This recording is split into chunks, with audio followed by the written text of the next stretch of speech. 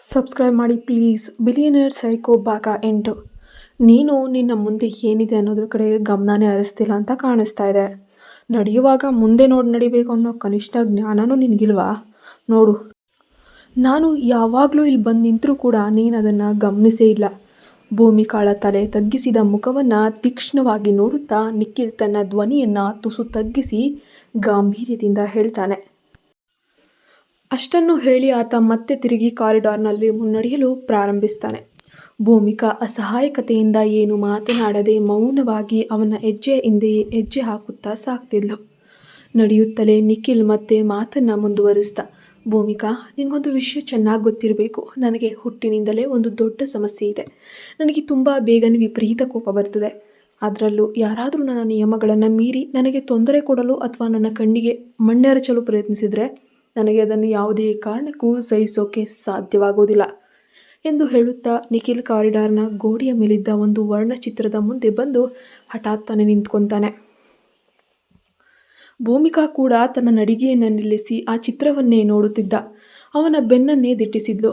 ಹೋ, ಅದು ನಿನ್ನ ಪೇಂಟಿಂಗ್ ರೂಮಾ? ಚಿತ್ರಕಲೆಯ ಪಕ್ಕದಲ್ಲೇ ಇದ್ದ ಒಂದು ವಿಶೇಷ ಕೋಣೆಯ ಬಾಗಿಲನ್ನು ತೋರಿಸುತ್ತಾ ನಿಖಿಲ್ ಕೇಳಿದನು. ಭೂಮಿಕಾ ಹೌದು ಎನ್ನುವಂತೆ ನಿಧಾನವಾಗಿ ತಲೆ ಆಡಿಸಿದ್ಲು. ಬಾ, ಒಳಗೆ ಹೋಗಿ ನೋಡೋಣ ಅನ್ನುತ್ತಾ ಆತ ಕೋಣೆಯೊಳಗೆ ಹೆಜ್ಜೆ ಇಟ್ಟ. ಆ ವಿಶಾಲವಾದ ಕೋಣೆಯಲ್ಲಿ ಭೂಮಿಕಾ ತನ್ನ ಕೈಯಾರೆ ಬಿಡಿಸಿದ್ದ ಅನೇಕ ಅದ್ಭುತ ವರ್ಣಚಿತ್ರಗಳಿದ್ವು. ಭೂಮಿಕಾಗೆ ಕಣ್ಣಿಗೆ ಕಂಡ ಕಲ್ಪನೆಗಳನ್ನು ಬಣ್ಣಗಳಲ್ಲಿ ಮೂಡಿಸುವುದು ಅಂದರೆ ಅತಿಯಾದ ಇಷ್ಟ. ಆದರೆ ಆ ಎಲ್ಲ ಚಿತ್ರಗಳ ಮಧ್ಯೆ ಒಂದು ದೊಡ್ಡ ಕೋಟೆಯ ಆಳವಾದ ಜೈಲಿನಲ್ಲಿ ಸಿಕ್ಕಿಬಿದ್ದು ಒದ್ದಾಡುತ್ತಿರುವ ಒಬ್ಬಂಟಿ ಮುಗ್ಧ ಹುಡುಗಿಯ ಪೇಂಟಿಂಗ್ ಎಲ್ಲರ ಗಮನ ಸೆಳೆಯುತ್ತೆ. ನಿಖಿಲ್ ಆ ಪೇಂಟಿಂಗ್ ಮುಂದೆಯೇ ಬಂದು ನಿಂತುಕೊಳ್ತಾನೆ. ಅವನ ಮುಖದಲ್ಲಿ ಒಂದು ಕ್ರೂರವಾದ ನಗು ಮೂಡುತ್ತೆ.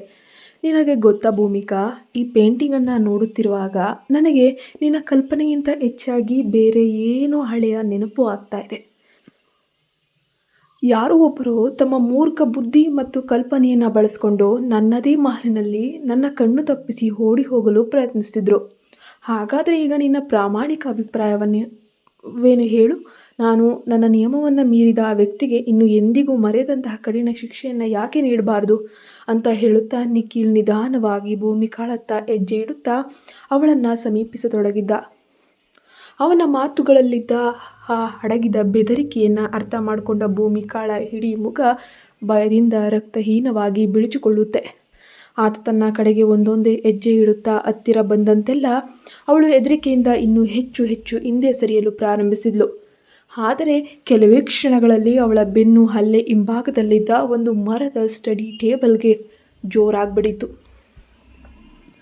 ಮುಂದೆ ಹೋಗಲು ದಾರಿಯಿಲ್ಲದೆ ಅವಳು ಹಲ್ಲಿಗೆ ಸ್ತಬ್ಧಳಾಗಿ ನಿಂತಳು.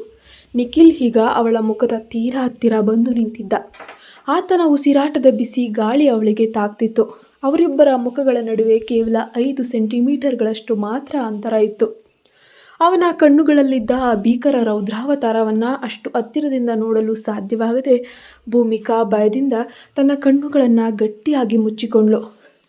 ನನ್ನನ್ನು ಮೀರಿಸಲು ಅಥವಾ ನನ್ನಿಂದ ತಪ್ಪಿಸಿಕೊಳ್ಳಲು ಪ್ರಯತ್ನಿಸುವಾಗ ಕಪಟ ಜನರನ್ನು ನಾನು ಜನ್ಮದಲ್ಲೇ ಅತ್ಯಂತ ಕಠೋರವಾಗಿ ದ್ವೇಷಿಸ್ತೀನಿ ಎಂದು ಅವನ ತಣ್ಣನೆಯ ಧ್ವನಿ ಅವಳ ಕಿವಿಯ ಹತ್ತಿರ ವಿಷದಂತೆ ಪಿಸುಗುಟ್ಟಿತ್ತು.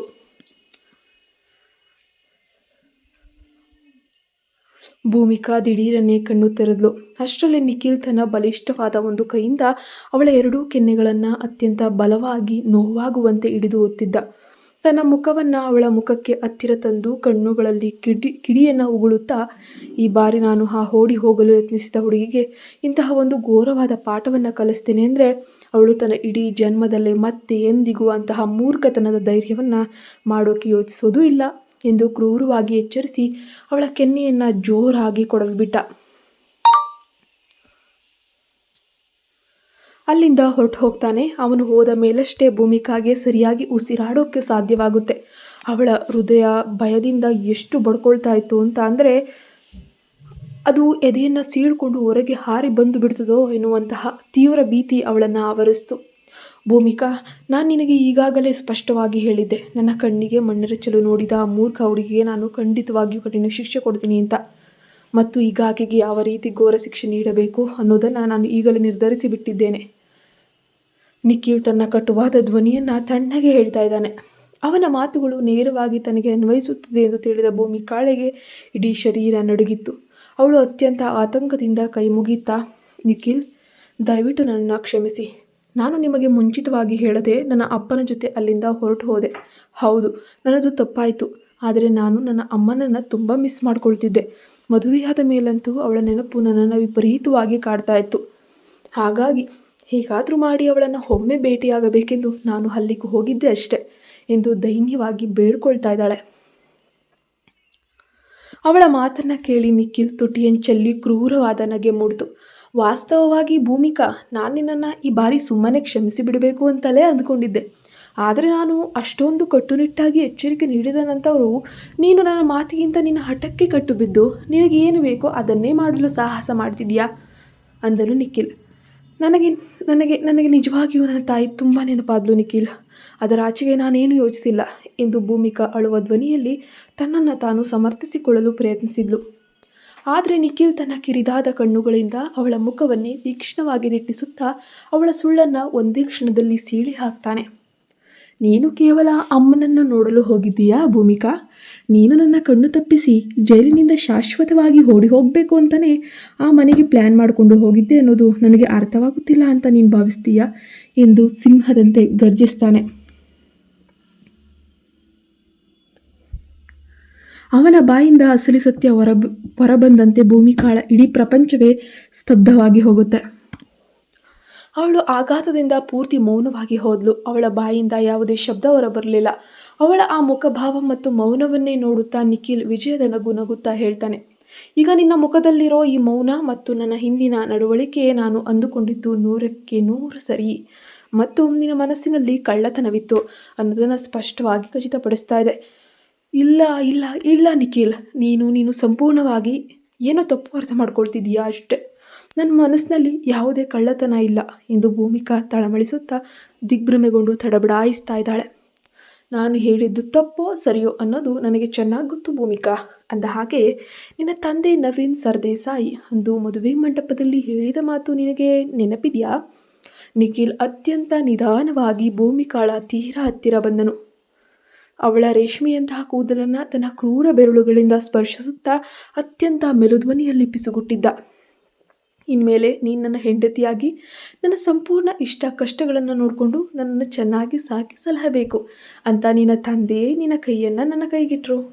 ಅವನ ಸಾಮೀಪ್ಯ ಸಹಿಸದ ಭೂಮಿಕಾ ಹೆದರಿ ಹಿಂದಕ್ಕೆ ಹೆಜ್ಜೆ ಇಡಲು ಪ್ರಾರಂಭಿಸಿದ್ಲು. ನಿಖಿಲ್ ಕೂಡ ಅವಳ ಕಣ್ಣುಗಳನ್ನೇ ದಿಟ್ಟಿಸುತ್ತಾ ಅವಳ ಕಡೆಗೆ ಮುನ್ನುಗ್ತಿದ್ದ. ಹಾಗೆ ಹೆಜ್ಜೆ ಇಡುತ್ತಾ ಅವರಿಬ್ಬರು ಮಲಗುವ ಕೋಣೆಯೊಳಗೆ ಪ್ರವೇಶಿಸಿದ್ರು. ಕೋಣೆಯೊಳಗೆ ಬರುತ್ತಿದ್ದಂತೆ ನಿಖಿಲ್ ಮತ್ತಷ್ಟು ಮಗದಷ್ಟು ಹತ್ತಿರ ಬಂದು, ಭೂಮಿಕಾ, ನಿನಗೆ ನೆನಪಿದ್ಯಾ ಇಂದಿನ ರಾತ್ರಿ ಈ ಕೋಣೆಯಲ್ಲಿ ನಮ್ಮಿಬ್ಬರ ಮಧ್ಯೆ ಏನೇನಾಗಿತ್ತು ಅಂತ? ನಿನಗೆ ಆ ಕರಾಳ ರಾತ್ರಿ ಮತ್ತೆ ಇಲ್ಲಿ ಪುನರಾವರ್ತನೆ ಆಗಬೇಕು ಅಂತ ಅನ್ನಿಸ್ತಾ ಇದೆಯಾ ಅಂತ ಕೇಳ್ತಾನೆ. ಭೂಮಿಕಾ ಭಯದಿಂದ ಇನ್ನು ಹಿಂದೆ ಸರಿಯುತ್ತಲೇ ಇದ್ಲು. ನಿಖಿಲ್ ತನ್ನ ಎರಡೂ ಕೈಗಳನ್ನು ಪ್ಯಾಂಟ್ ಜೇಬಿನಿಂದ ಇಟ್ಕೊಂಡು ಅತ್ಯಂತ ಗಂಭೀರವಾಗಿ ಅವಳ ಕಡೆಗೆ ಹೆಜ್ಜೆ ಹಾಕ್ತಾ, ಆದರೆ ನಿನಗೊಂದು ವಿಷಯ ಗೊತ್ತಿರಲಿ ಭೂಮಿಕಾ, ನನಗೆ ಸದಾ ಶಾಂತಿ ಎಂದರೆ ತುಂಬ ಇಷ್ಟ. ಯಾರಾದರೂ ನನ್ನ ಎದುರು ಅನಾಗತ್ಯವಾಗಿ ಕಿರುಚಾಡಿದರೆ ನನಗೆ ಗೊತ್ತಿಲ್ಲದಂತೆ ಅವರ ಕುತ್ತಿಗೆಯನ್ನು ಏನಾದರೂ ಮಾಡಿ ಇಸುಕಿ ಹಾಕಿಬಿಡಬೇಕು ಅಂತ ಅನ್ನಿಸ್ಬಿಡುತ್ತೆ. ನಿಖಿಲ್ ತಣ್ಣಗೆ ಹೇಳುತ್ತಿದ್ದಂತೆ ಹಿಂದೆ ಸರಿಯುತ್ತಿದ್ದ ಭೂಮಿಕಾಳ ಕಾಲು ಹಾಸಿಗೆಗೆ ತಾಗಿ ಅವಳು ದಪ್ಪನೆ ಬೆಡ್ ಮೇಲೆ ಕುಳಿತುಕೊಂಡ್ಳು. ನಿಖಿಲ್ ಮತ್ತಷ್ಟು ಅವಳ ಹತ್ತಿರ ಬಾಗಿ ಬಂದಾಗ ಅವಳು ಹಾಸಿಗೆ ಮೇಲೆಯೇ ಇನ್ನು ಹಿಂದೆ ಜಾರುತ್ತಾ ತಪ್ಪಿಸಿಕೊಳ್ಳಲು ಒದ್ದಾಡಿದ್ಲು. ಭೂಮಿಕಾ, ನೀನೇನಾದರೂ ಇವತ್ತು ಜೋರಾಗಿ ಶಬ್ದ ಮಾಡಿದರೆ ನಾನೇ ಸ್ವತಃ ನಿನ್ನ ಗಂಟಲನ್ನು ಬಿಗಿಯಾಗಿ ಹಿಡಿದು ಅಮುಕಬೇಕಾಗ್ತದೆ. ಅದಕ್ಕೆ ಹೇಳ್ತಾ ಇದ್ದೀನಿ, ಸುಮ್ಮನೆ ಕಿರ್ಚಾಡಬೇಡ. ಇದನ್ನು ಕೇಳಿದ ಭೂಮಿಕಾ ಅಸಹಾಯಕತೆಯಿಂದ ಕಣ್ಣೀರು ತುಂಬಿದ ಕಣ್ಣುಗಳಿಂದ ಅವನ ಮುಖವನ್ನೇ ನೋಡಿದ್ಲು. ಈತ ಎಷ್ಟು ಕ್ರೂರಿ. ಆಗ ನಿಖಿಲ್ ಕ್ರೂರವಾಗಿ ನಗುತ್ತಾ, ಅಂದು ರಾತ್ರಿ ನೀನು ಎಷ್ಟು ಕಿರ್ಚಾಡಿ ನನ್ನನ್ನು ವಿರೋಧಿಸಿದೆಯೋ ಅಷ್ಟೂ ನನಗೆ ನಿನ್ನನ್ನು ಮತ್ತಷ್ಟು ನೋಯಿಸಿ ಮುಂದುವರಿಯಬೇಕು ಅಂತ ಅನಿಸುತ್ತಿತ್ತು. ಆದರೆ ಕೊನೆಗೆ ನೀನು ಪ್ರಜ್ಞೆ ತಪ್ಪಿ ನಿದ್ರೆಗೆ ಜಾರಿದ್ದರಿಂದ ನಾನು ಅಲ್ಲಿಗೆ ನಿಲ್ಲಿಸಬೇಕಾಯಿತು ಅಂತ ಹೇಳ್ತಾನೆ. ಅವನ ಬಾಯಿಂದ ಅಸಹ್ಯ ಮತ್ತು ಕ್ರೂರ ಮಾತುಗಳನ್ನು ಕೇಳಲು ಸಾಧ್ಯವಾಗದೆ ಭೂಮಿಕಾ ತಕ್ಷಣವೇ ತನ್ನ ಎರಡು ಕಣ್ಣುಗಳನ್ನು ಗಟ್ಟಿಯಾಗಿ ಮುಚ್ಚಿಕೊಂಡು ತನ್ನ ಎರಡೂ ಕಿವಿಗಳನ್ನು ಕೈಗಳಿಂದ ಗಟ್ಟಿಯಾಗಿ ಮುಚ್ಚಿಕೊಂಡ್ಳು. ಆದರೆ ನಿಖಿಲ್ ಅಲ್ಲಿಗೆ ನಿಲ್ಲಿಸಲಿಲ್ಲ. ಆತ ತನ್ನ ಬಲಿಷ್ಠವಾದ ಒಂದು ಕೈಯಿಂದ ಅವಳ ನಾಜೂಕಾದ ಕುತ್ತಿಗೆಯನ್ನು ಹಿಡಿದ. ಅವಳ ಮುಖವನ್ನು ಬಲವಂತವಾಗಿ ಮೇಲಕ್ಕೆತ್ತಿ ಅವಳ ತುಟಿಗಳಿಗೆ ಜೋರಾಗಿ ಚುಂಬಿಸಿದ. ಆತ ನಿಜವಾಗಿಯೂ ಅವಳಿಗೆ ಇಷ್ಟವಿಲ್ಲದಿದ್ದರೂ ಅತಿಯಾದ ಹಠದಿಂದ ಅವಳಿಗೆ ಹಿಂಸೆ ಕೊಡ್ತಾ ಇದ್ದ. ಭೂಮಿಕಾ ತನ್ನ ಇಡೀ ಶಕ್ತಿಯನ್ನು ಹಾಕಿ ಅವನ ಎದೆಯನ್ನು ತಳ್ಳಿ ದೂರ ನೂಕಲು ತೀವ್ರವಾಗಿ ಪ್ರಯತ್ನಿಸಿದ್ಳು. ಆದರೆ ಆತ ಅವಳ ಒಂದು ಕೈಯನ್ನು ಗಟ್ಟಿಯಾಗಿ ಲಾಕ್ ಮಾಡಿ ಅವಳ ಇಡೀ ಒಂದು ದೇಹದ ಮೇಲೆ ತಾನೇ ಸಂಪೂರ್ಣವಾಗಿ ಅಧಿಕಾರ ತಗೊಂಡ. ಆತ ಅವಳಿಗೆ ಹಿಂಸೆ ಕೊಡ್ತಾ ಇದ್ದರೆ ನಿಧಾನವಾಗಿ ಅವಳ ಕುತ್ತಿಗೆಯ ಭಾಗಕ್ಕೆ ಹಿಂಸೆ ಕೊಡಲು ಪ್ರಾರಂಭಿಸ್ದ. ಭೂಮಿಕಾ ಅವನ ಬೆದರಿಕೆಗೆ ಎದುರಿ ಈ ಬಾರಿ ಯಾವುದೇ ರೀತಿ ಶಬ್ದ ಮಾಡಲಿಲ್ಲ, ಕಿರುಚಾಡಲಿಲ್ಲ. ಆದರೆ ಇದಕ್ಕಿಂತ ಅವಳು ಮುಚ್ಚಿದ ಕಣ್ಣುಗಳಿಂದ ಅಸಹಾಯಕತೆಯ ಬಿಸಿ ಬಿಸಿ ಕಣ್ಣೀರು ಧಾರಾಕಾರವಾಗಿ ಹರಿಯೋಕೆ ಪ್ರಾರಂಭಿಸಿತು. ಹಾಗೆ ಹರಿದ ಅವಳ ಕಣ್ಣೀರಿನ ಕೆಲವು ಹನಿಗಳು ನೇರವಾಗಿ ಭೂಮಿಕಾಳ ಕುತ್ತಿಗೆಯ ಮೇಲಿದ್ದ ನಿಖಿಲ್ನ ಬೆರಳುಗಳ ಮೇಲೆ ಬಿದ್ದುವು. ಆ ಬಿಸಿ ಕಣ್ಣೀರಿನ ಸ್ಪರ್ಶ ತಾಕ್ತಿದ್ದಂತೆ ನಿಖಿಲ್ ಶರೀರದಲ್ಲಿ ಏನೋ ವಿದ್ಯುತ್ ಸಂಚಲನವಾದಂತಾಗಿ ಆತ ಇದ್ದಕ್ಕಿದ್ದಂತೆ ಸ್ತಬ್ಧನಾಗಿ ತನ್ನ ದೌರ್ಜನ್ಯವನ್ನು ಅಲ್ಲಿಗೆ ನಿಲ್ಲಿಸಿ ಬಿಡ್ತಾನೆ. ಅವನ ಕಣ್ಣೀರು ಅವನ ಕಠೋರ ಮನಸ್ಸನ್ನು ಎಲ್ಲೋ ಒಂದು ಕಡೆ ತಟ್ಟಿದಂತಾಗಿ ಆತ ತಕ್ಷಣವೇ ಅವಳಿಂದ ದೂರ ಸರಿದು ಅಲ್ಲಿಂದ ಹೊರಟು ಹೋಗ್ತಾನೆ. ಸ್ವಲ್ಪ ಸಮಯದ ನಂತರ ನಿಖಿಲ್ಗೆ ಖಾಸಗಿ ಗೆಳೆಯನ ಕೋಣೆಯಲ್ಲಿ, ಹಾಗಾದರೆ ಅವಳು ಅಷ್ಟೊಂದು ಅಸಹಾಯಕತೆಯಿಂದ ಅಳುತ್ತಿರುವುದನ್ನು ಕಣ್ಣಾರೆ ನೋಡಿದಾಗ ನಿನಗೆ ಮನಸ್ಸಿನಲ್ಲಿ ನಿಜವಾಗಿಯೂ ತೊಂದರೆ ಆಯಿತಾ ನಿಖಿಲ್ ಎಂದು ಆರ್ಯನ್ ಆಶ್ಚರ್ಯದಿಂದ ಕೇಳ್ತಾನೆ. ಸೋಫಾದ ಮೇಲೆ ಆರಾಮವಾಗಿ ಕುಳಿತಿದ್ದ ಆರ್ಯನ್ ತನ್ನ ಕೈಯಲ್ಲಿದ್ದ ಬಿಯರ್ ಡಬ್ಬಿಯನ್ನು ಟೇಬಲ್ ಮೇಲಿಟ್ಟು ಎದ್ದು ನಿಲ್ಲುತ್ತಾ ನಿಖಿಲ್ ಮುಖವನ್ನೇ ನೋಡ್ತಾ ಇದ್ದಾನೆ. ನಿಖಿಲ್ ಗೊಂದಲದಿಂದ ತಲೆ ತಗ್ಗಿಸಿ, ನನಗೂ ಗೊತ್ತಿಲ್ಲ ಆರ್ಯನ್, ಆದರೆ ಅವಳು ಆ ರೀತಿ ಪ್ರಾಣ ಬಿಡುವ ಹಾಗೆ ಅಳುತ್ತಿರುವುದನ್ನು ನೋಡಿ ನನ್ನ ಮನಸ್ಸಿಗೆ ಯಾಕೋ ತುಂಬ ದುಃಖ ಆಯಿತು. ನನಗೆ ಈಗ ಅವಳ ಬಗ್ಗೆ ತುಂಬ ತಪ್ಪಿತಸ್ಥ ಭಾವನೆ ಕಾಡ್ತಾ ಇದೆ. ಬಹುಶಃ ನನ್ನ ರಾಕ್ಷಸ ನಡವಳಿಕೆಯಿಂದ ಅವಳಿಗೆ ತುಂಬ ನೋವಾಗಿರ್ಬೋದು ಅನಿಸುತ್ತೆ. ಇದು ತನ್ನ ಇಡೀ ಜೀವನದಲ್ಲಿ ಮೊದಲ ಬಾರಿಗೆ ಒಬ್ಬ ಹುಡುಗಿಗಾಗಿ ಮರುಗ್ತಾ ಹೇಳ್ತಾ ಇದ್ದಾನೆ. ಅದನ್ನು ಕೇಳಿ ಆರ್ಯನ್ ಮುಖದಲ್ಲಿ ಒಂದು ಚೇಷ್ಟೆಯ ನಗು ಮೂಡುತ್ತೆ. ಆತ ನಿಖಿಲ್ನ ಹೆಗಲ ಮೇಲೆ ಕೈ ಹಾಕಿ, ಹೋ ಮಿಸ್ಟರ್ ನಿಖಿಲ್ ರಾಜ್, ಹಾಗಾದರೆ ಇಡೀ ಸಿಟಿಯನ್ನು ನಡಗಿಸೋ ಈ ಕಠೋರ ಉದ್ಯಮಿ ಇವತ್ತು ಯಾರೋ ಒಬ್ಬ ಮುಗ್ಧ ಹುಡುಗಿಯ ಸೈಲೆಂಟ್ ಪ್ರೀತಿಯಲ್ಲಿ ಬೀಳ್ತಾ ಇದ್ದಾನೆ ಅಂತ ನನಗೆ ಸ್ಪಷ್ಟವಾಗಿ ಕಾಣಿಸ್ತಿದೆ ಬಾಸ್ ಎಂದು ರೇಗಿಸ್ತಾನೆ. ಹಾಗೆ ಮತ್ತೆ ಜ್ಞಾಪನಿಸ್ಕೊಂಡ ಇಂದಿನ ಘಟನೆಯನ್ನು. ಭೂಮಿಕಾ ತನ್ನ ಇಡೀ ಶಕ್ತಿಯನ್ನು ಆಕೆ ನಿಖಿಲ್ನನ್ನು ದೂರ ತಳ್ಳಲು ತೀವ್ರವಾಗಿ ಪ್ರಯತ್ನಿಸಿದ್ಲು. ಅವಳ ಕೈಯನ್ನು ಗಟ್ಟಿಯಾಗಿ ಲಾಕ್ ಮಾಡಿ ತಾನೇ ಸಂಪೂರ್ಣವಾಗಿ ಅವಳನ್ನು ಸ್ವಾಧೀನಕ್ಕೆ ತೆಗೆದುಕೊಂಡಿದ್ದ. ಭೂಮಿಕಾ ಅವನಿಗೆ ಬೆದರಿಕೆಗೆ ಎದರಿ ಅವಳಿಗೆ ಎಷ್ಟೇ ಕಷ್ಟವಾದರೂ ನೋವಾದರೂ ಹಿಂಸೆ ಆದರೂ ಕೂಡ ಏನು ಮಾತಾಡಿಲ್ಲ, ಅವನಿಗೆ ತೊಂದರೆ ಕೊಡಲಿಲ್ಲ. ಹಾಗೆ ಅವಳ ಕಣ್ಣೀರು ಮಾತ್ರ ಧಾರಾಕಾರವಾಗಿ ಹರಿತಾನೇ ಇತ್ತು. ಆತನಿಗೆ ಗೊತ್ತಿಲ್ಲ, ಆಕೆಯನ್ನು ಹಿಂಸಿಸುವುದರಲ್ಲಿ ಏನೋ ಒಂದು ರೀತಿಯ ಖುಷಿ, ತೃಪ್ತಿ. ಅವಳು ತನ್ನ ಮಾತನ್ನು ಮೀರಿದ್ಲಲ್ವಾ, ಅವಳಿಗೆ ಸರಿಯಾಗಿ ಶಿಕ್ಷೆ ಕೊಡಬೇಕು, ಅವಳು ಇನ್ನೊಮ್ಮೆ ನನ್ನನ್ನು ನೋಡಿದರೆ ಸಾಕು ಹೆದರಬೇಕು, ಅವಳ ಮೇಲೆ ದೌರ್ಜನ್ಯ ಮಾಡಬೇಕು ಅಂತ ಅವನು ಹೋಗಿದ್ದ. ಆದರೆ ಅವಳು ಮಾತ್ರ ಅವನ ಮಾತಿಗೆ ಬೆಲೆ ಕೊಟ್ಟು ತನ್ನ ಜೀವವನ್ನು ಉಳಿಸ್ಕೊಳ್ಳಲು ಆ ಭಯದಿಂದ ನಡುಗ್ತಿದ್ದ ರೀತಿಯನ್ನು ನೋಡಿ ಅವನಿಗೆ ತುಂಬ ಕಷ್ಟ ಆಗುತ್ತೆ.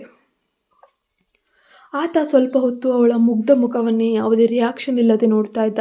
ತದನಂತರ ಇದ್ದಕ್ಕಿದ್ದಂತೆ ಹಾಸಿಗೆಯಿಂದ ಎದ್ದು ಇಡೀ ಕೋಣೆ ನಡುಗುವಂತಹ ದೊಡ್ಡ ಶಬ್ದದೊಂದಿಗೆ ಮಲಗುವ ಕೋಣೆಯ ಬಾಗಿಲನ್ನು ದಡಾರನೆ ಮುಚ್ಚಿ ಅಲ್ಲಿಂದ ಹೊರಗೆ ಹೋಗ್ತಾನೆ. ನಿಖಿಲ್ ಹೋದ ತಕ್ಷಣ ಭೂಮಿಕಾ ತನ್ನ ಎರಡೂ ಕೈಗಳನ್ನು ಮೊಣಕಾಲುಗಳ ಮೇಲೆ ಇಟ್ಟುಕೊಂಡು ಹಾಸಿಗೆ ಮೇಲೆ ಎದ್ದು ಕುಳಿತುಕೊಳ್ತಾಳೆ.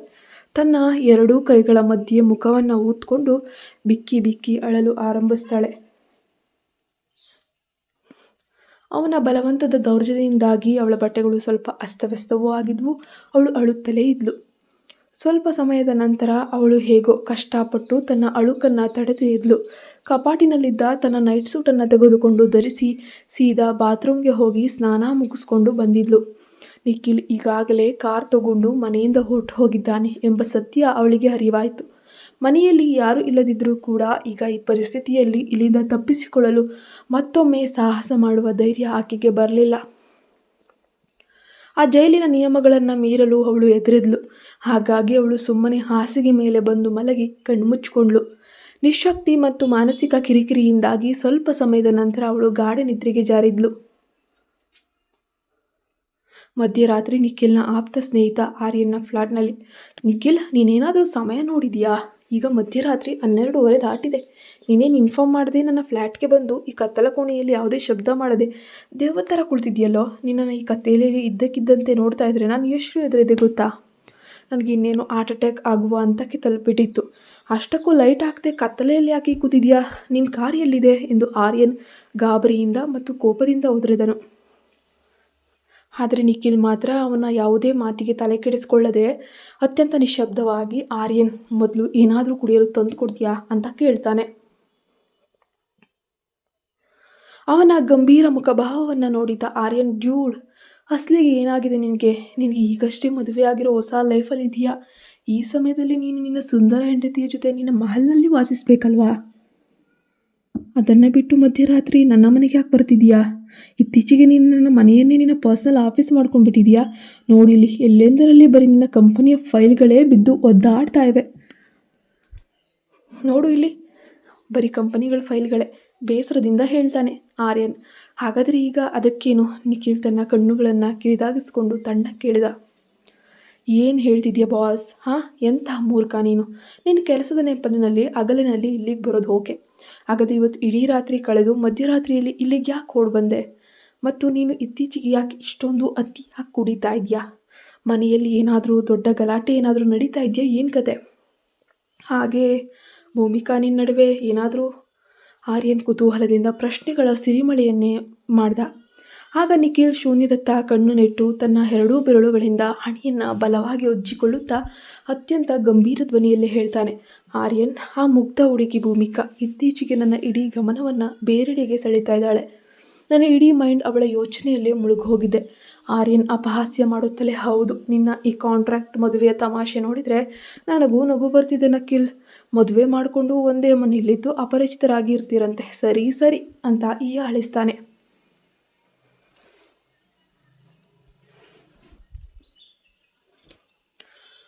ಆರ್ಯನ್ ಮಾತುಗಳನ್ನು ಕೇಳಿಸಿಕೊಳ್ಳದವನಂತೆ ಮಧ್ಯಾಹ್ನದ ಊಟದ ನಂತರ ನಿಖಿಲ್ ನೇರವಾಗಿ ತನ್ನ ಮಹಲಿಗೆ ಮರಳಿರ್ತಾನೆ. ಮನೆಗೆ ಬಂದವನೇ ನೇರವಾಗಿ ಸ್ಟಡಿ ರೂಮ್ಗೆ ಹೋದ. ಭೂಮಿಕಾಳ ಬಳಿ ತೆರಳಿ, ಭೂಮಿಕಾ, ನಾವಿಬ್ಬರ ಮಧ್ಯೆ ಮಾತನಾಡಿಕೊಂಡಿದ್ದ ಒಪ್ಪಂದದ ಪತ್ರ ಇಲ್ಲಿದೆ. ಇದನ್ನು ಒಮ್ಮೆ ನೀನು ಸ್ವತಃ ಪರಿಶೀಲಿಸ್ಕೊ. ಇದರಲ್ಲಿನ ಯಾವುದೇ ಷರತ್ತುಗಳ ಬಗ್ಗೆ ನಿನಗೆ ಸಮಸ್ಯೆ ಇದ್ದರೆ ನಿಸ್ಸಂಕೋಚವಾಗಿ ಹೇಳು, ನಾನು ಬದಲಾಯಿಸಿಕೊಡ್ತೀನಿ ಎಂದು ಆ ಕಾಗದವನ್ನು ಅವಳ ಕೈಗೆ ಕೊಟ್ಟನು. ಭೂಮಿಕಾಗೆ ಸ್ವಲ್ಪ ಆಶ್ಚರ್ಯವಾದರೂ ಅದನ್ನು ಸ್ವೀಕರಿಸಿ ಸರಿ ಅಂತ ತಣ್ಣಗೆ ನುಡಿದಿದ್ಲು. ನಂತರ ನಿಖಿಲ್ ಸ್ವಲ್ಪ ಗಂಭೀರವಾಗಿ, ನೋಡು, ಇನ್ನು ಮುಂದೆ ನಾನು ಅತಿಥಿ ಕೋಣೆಯಲ್ಲೇ ಇರ್ತೇನೆ. ನೀವಿಬ್ಬರ ಮಲಗುವ ಕೋಣೆಯನ್ನು, ಮಾಸ್ಟರ್ ಬೆಡ್ರೂಮನ್ನು ನೀನು ಒಬ್ಬಂಟಿಯಾಗಿ ಆರಾಮವಾಗಿ ಬಳಸಬಹುದು. ನೀನು ಪರ್ಮಿಷನ್ ಇಲ್ಲದೆ ನಾನು ಒಳಗಡೆ ಬರೋದಿಲ್ಲ ಅಂತ ಹೇಳ್ತಾನೆ. ಅದನ್ನು ಕೇಳಿ ಭೂಮಿಕಾ ಒಂದು ಕ್ಷಣ ಆಶ್ಚರ್ಯಚಕಿತಳಾಗ್ತಾಳೆ. ಅವಳು ದೃಢವಾಗಿ, ನಿನಗೆ ಇದು ಬೇಕಾಗಿಲ್ಲ ನಿಖಿಲ್. ನನ್ನ ಸಲಹೆ ಕೇಳುವುದಾದರೆ ನಾನು ಆ ಅತಿಥಿ ಕೋಣೆಯಲ್ಲೇ ಇರ್ತೇನೆ. ಆ ದೊಡ್ಡ ಮಾಸ್ಟರ್ ಬೆಡ್ರೂಮ್ ನಿನ್ನದೇ ಇರಲಿ. ಈ ಮನೆಯ ಪ್ರತಿ ಅಣುರೇಣು ನಿನ್ನದೇ ಆಗಿದೆ. ಅದರ ಹಕ್ಕನ್ನು ನಾನು ಯಾವತ್ತೂ ಕೇಳೋದಿಲ್ಲ ಎಂದು ಸ್ಪಷ್ಟವಾಗಿ ಹೇಳಿಬಿಟ್ಲು. ಅವಳ ಮಾತಿನಿಂದ ಒಂದು ಕ್ಷಣ ಮೌನವಾದ ನಿಖಿಲ್, ಇಲ್ಲ ಭೂಮಿಕಾ, ಅದು ಸರಿಯಾಗಿ ಕಾಣೋದಿಲ್ಲ. ನೀನು ಒಂದು ಕೆಲಸ ಮಾಡಬಲ್ಲೆಯಾ? ಅಂದರೆ ನನ್ನಂತೆ ನೀನು ಏನು ಹೇಳಲು ಹೋಗಿ ನಿಂತನು. ನಗರದ ಅತ್ಯಂತ ಪ್ರಸಿದ್ಧ ಹಾಗೂ ಪ್ರತಿಭಾವಂತ ಜನರಲ್ ಸರ್ಜನ್, ಉದ್ಯಮ ಲೋಕದ ಕ್ರೂರ ರಾಜನಂತಿದ್ದ ನಿಖಿಲ್ ರಾಜ್ನ ಇಡೀ ಜೀವನದಲ್ಲಿ ಏಕೈಕ ಮತ್ತು ಅತ್ಯಂತ ಆಪ್ತ ಸ್ನೇಹಿತ ಅಂದರೆ ಅದು ಆರ್ಯನ್ ಮಾತ್ರ. ಕಳೆದ 4 ವರ್ಷಗಳಿಂದ ಇವರಿಬ್ಬರ ಮಧ್ಯೆ ಮರೆಯಲಾಗದ ಗಾಢವಾದ ಸ್ನೇಹ ಅನ್ನೋದು ಬೆಳೀತಾ ಬಂದಿತ್ತು. ಇಡೀ ಜಗತ್ತೇ ನಿಖಿಲ್ನ ಕೋಪಕ್ಕೆ ಎದರಿ ನಡುಗ್ತಿದ್ರೆ ನಿಖಿಲ್ ಮಾತ್ರ ಜಗತ್ತಿನಲ್ಲಿ ಯಾರ ಮಾತನಾದರೂ ಕೇಳ್ತಿದ್ದ ಅಂದರೆ ಅದು ಕೇವಲ ಆರ್ಯನ್ ದೇಸಾಯಿ ಮಾತುಗಳನ್ನು ಮಾತ್ರ. ಆರ್ಯನ್ ಯಾವಾಗಲೂ ಕೂಡ ನಿಖಿಲ್ನ ಎಲ್ಲ ಹೇಳು ಬೀಳುಗಳನ್ನು ನೆರಳಿನಂತೆ ಜೊತೆಯಲ್ಲೇ ಇರ್ತಾ ಇದ್ದ.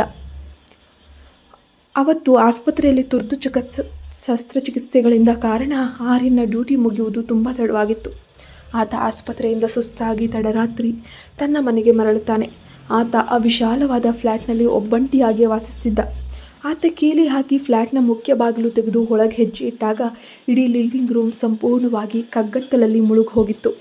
ಆತ ನಿಧಾನವಾಗಿ ಕೋಣೆಯನ್ನು ಪ್ರವೇಶಿಸಿ ಗೋಡೆಯ ಮೇಲಿದ್ದ ಸ್ವಿಚ್ ಬೋರ್ಡನ್ನು ಮುಟ್ಟಿ ಹಾಲ್ನ ಬೆಳಕನ್ನು ಆನ್ ಮಾಡ್ತಾನೆ. ದಿಢೀರನೆ ರೂಮ್ ತುಂಬ ಬೆಳಕು ಹರಡಿತ್ತು. ಅದು ಸುಸ್ತಾಗಿ ತನ್ನ ಕೋಟನ್ನು ಬಿಚ್ಚುತ್ತಾ ಸೋಫಾದ ಕಡೆಗೆ ತಿರುಗ್ತಾನೆ ಮತ್ತು ಅಲ್ಲಿ ಕತ್ತಲೆಯಲ್ಲಿ ಕದಲದೆ ಪಾಪ ಆ ಕುಳಿತಿದ್ದ ಆಕೃತಿಯನ್ನು ಕಂಡ ತಕ್ಷಣವೇ ಆತ ಬೆಚ್ಚಿ ಬೀಳ್ತಾನೆ. ಅವತ್ತು ಇದೇ ರೀತಿಯಾಗಿ ಮಾಡಿದ್ದ. ಓ ಶಟ್, ನೀನಿಲ್ಲಿ ಮಧ್ಯರಾತ್ರಿ ಸಮಯದಲ್ಲಿ ಏನು ಮಾಡ್ತಾ ಇದ್ಯಾ ಎಂದು ಆರ್ಯನ್ ಜೋರಾಗಿ ಕಿರ್ಚಿಕೊಂಡಿದ್ದ. ಆಸ್ಪತ್ರೆಯ ಸುಸ್ತಿನಲ್ಲಿದ್ದ ಅವನಿಗೆ ಕತ್ತಲೆಯಲ್ಲಿ ನಿಖಿಲ್ನನ್ನು ದಿಢೀರ್ ನೋಡಿ ಇನ್ನೇನು ಹಾರ್ಟ್ ಅಟ್ಯಾಕ್ ಆಗುವಷ್ಟು ಬಾಕಿ ಇತ್ತು. ಆದರೆ ಸೋಫಾದ ಮೇಲೆ ಗಂಭೀರವಾಗಿ ಕುಳಿತಿದ್ದ ನಿಖಿಲ್ ಕಿಂಚಿತ್ತೂ ಕದಲದೆ ಆರ್ಯನನ್ನು ನೋಡಿ ತೀವ್ರ ಕೋಪದಿಂದ ಹೇಳಿದ್ದ, ಆರ್ಯನ್, ನೀನೇನಾದರೂ ಮೂರ್ಖನಾ? ಹೀಗೆ ಮಧ್ಯರಾತ್ರಿಯಲ್ಲಿ ನನ್ನನ್ನು ನೋಡಿ ಯಾಕೆ ಇಷ್ಟೊಂದು ಜೋರಾಗಿ ಕತ್ತೆ ಥರ ಒದರುತ್ತಾ ಇದೆಯಾ? ಸುಮ್ಮನೆ ಬಾಯಿ ಮುಚ್ಚು ಅಂತ ಹೇಳಿ ಗರ್ಜಿಸಿದ್ದ. ಇದೇ ರೀತಿಯಾಗಿ ಆತ ತನ್ನ ಮನಸ್ಥಿತಿಯನ್ನು ಕಳೆದುಕೊಂಡು ಪ್ರಾಣಿಯ ಹಾಗೆ ಆಗ್ತಾ ಇದ್ದಾನೆ. ತನ್ನ ಫ್ಲ್ಯಾಶ್ ಬ್ಯಾಕನ್ನು, ತನ್ನ ಗೆಳೆಯನ ಜೊತೆ ನಡೆದ ಘಟನೆಯನ್ನು ಹೀಗೆ ನೆನಪಿಸ್ಕೊಳ್ತಾ ಇದ್ದ. ಆತ ಏನೋ ಹೇಳಲು ಹೊರಟಿದ್ದಾನೆ. ಆ ಒಂದು ಸೀಕ್ರೆಟನ್ನು ಮುಂದಿನ ಭಾಗದಲ್ಲಿ ಏನು ಅಂತ ತಿಳ್ಕೊಳ್ಳೋಣ. ಇವರಿಬ್ಬರ ನಡುವೆ ಏನಾದರೂ ಪ್ರೇಮಾಂಕುರ ಶುರುವಾಗ್ತಿದೆಯಾ? ನೋಡೋಣ ಮುಂದಿನ ಭಾಗದಲ್ಲಿ. ಪ್ಲೀಸ್ ನಮ್ಮ ಚಾನಲ್ಗೆ ಸಬ್ಸ್ಕ್ರೈಬ್ ಆಗಿ, ಕಥೆಯನ್ನು ಹೈಪ್ ಮಾಡಿ, ಲೈಕ್ ಮಾಡಿ, ಕಮೆಂಟ್